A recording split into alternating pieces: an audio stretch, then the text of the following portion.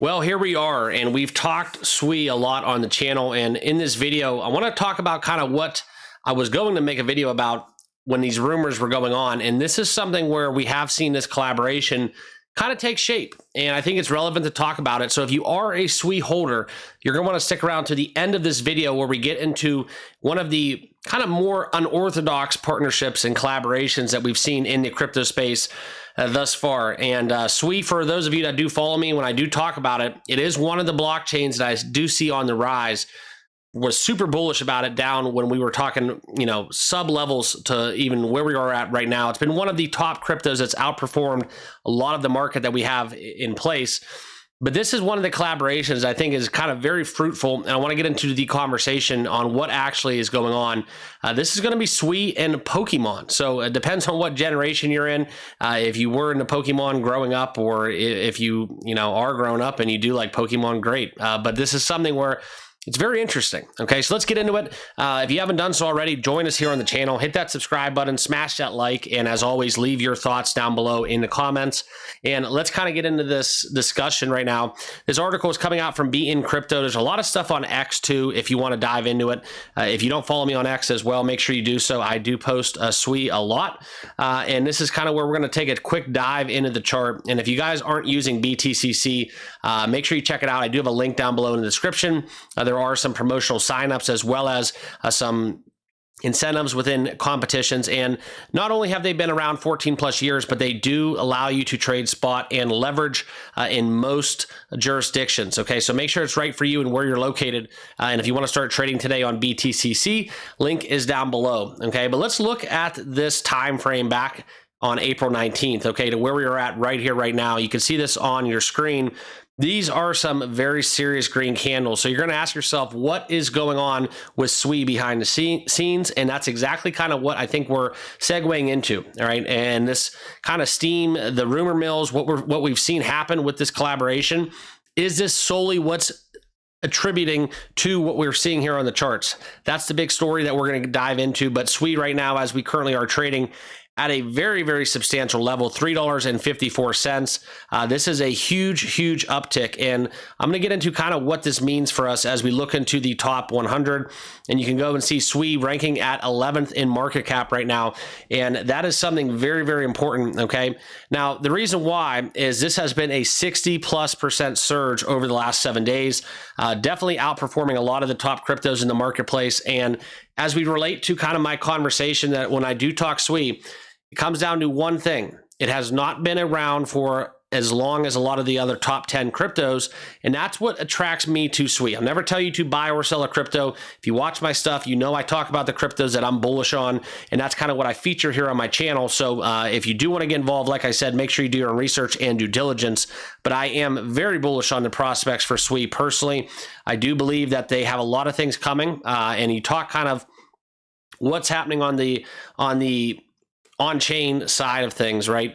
SWE meme coins, right? That's another big storyline coming up. And they are one of the blockchains, in my opinion, that are kind of rivaling what we're seeing happen with Solana. Not to that extent, but it is a very naive blockchain where they haven't had as much run. So that's something to keep on your radar, I think, moving forward. And it's definitely a big draw for me. But this is the 62% that we're going to talk about, okay?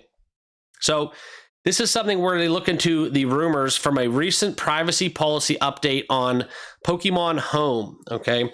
Now, this is something where we feature Parasol Technologies, LLC, as a new developer, a Web3 gaming infrastructure company. And if you guys watch my stuff, you know I'm big on a couple things, right? RWA, AI, and gaming. Those are three of the niches within crypto that I do kind of favor more so than others. And when we look into this, with this company, Parasol Technologies, was acquired by SWE's developer Miston Labs on March of 2025.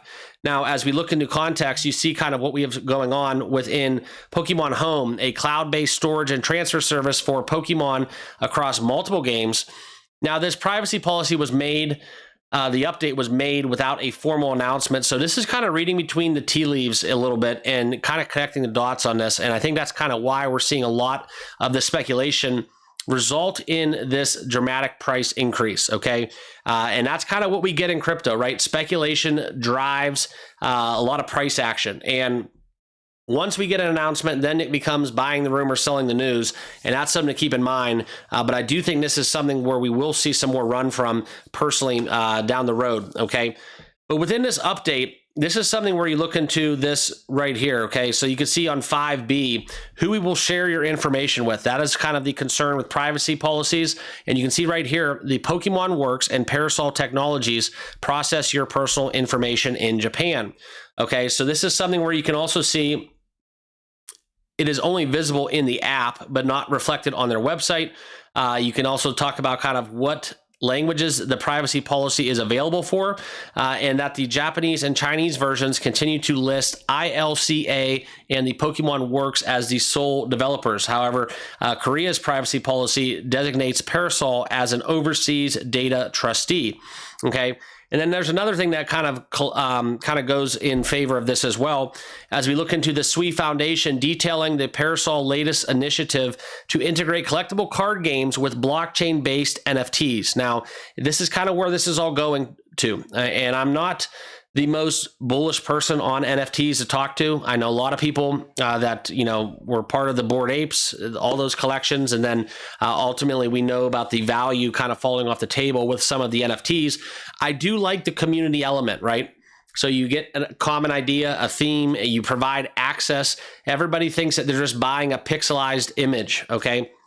It's not that. You're buying access, okay? And that's the beauty of NFTs, is you get a lot of the kind of perks and benefits as being part of a community, and that's kind of the big draw for NFT holders. Okay, and a lot of times they do work out financially as well, but I do think some of the value, it will never get back to the level that we once saw within the NFT marketplace. Okay. But this is something where we look into this in this official announcement. You can see right here, okay, Parasol bringing the gaming experience. You can see Pokemon and Magic, the Gathering. That's a huge pool of user base, okay? So if you want to talk blockchain adoption, grab those communities, right? The Pokemon, the Yu-Gi-Oh, as well as the Magic communities, all alike. I think that provides a lot of opportunity for growing that user base and addresses as well, okay? So that's kind of what we have going on. The official SWE Foundation blog confirmed and then later removed Pokemon NFTs, okay? They seem to be developing a cloud infrastructure that is using the blockchain technology. And that's kind of what we have going on. Okay. So this is a big mover going forward, I think. And that's kind of why we're seeing these rumors positively impacting the SWE market performance, as we've seen kind of how they've outperformed the rest of the market. I think you see this data from Being Crypto, over 62% over the last week. And I think that's kind of where, in a double-digit rise over the past day, people are starting to catch notice. Okay. And also, if we want to get into the total value lock, just to conclude, 38% it has grown by to an impressive $1.6 billion, highlighting kind of the increasing confidence in the SWE ecosystem. This is something big because it does offer a little real world utility, not to a lot of people, but the ones that do want to take advantage of kind of what this could bring to the table. I see this being a huge development moving on from where we're at within this announcement. Okay, so that's something to keep in mind. I was kind of looking at this from a different perspective at first. SWE was booming, right? And it did catch my eye. I'm sure it did with you guys as well. And that's kind of where we're at. So I think that even without this, I was still bullish on SWE. But now we couple this with the announcements that we've seen and kind of these developments, and I'll take a 60% based off of this announcement. So leave your comments down below. What are you guys feeling about this? Is this something to be bullish about, or do you think we're going to kind of get a buy the rumor, sell the news event? I want to know down below in the comments. Appreciate you guys giving me a couple minutes of your time. As always, like, comment, and subscribe down below, and we'll see you guys all in the next video. Cheers.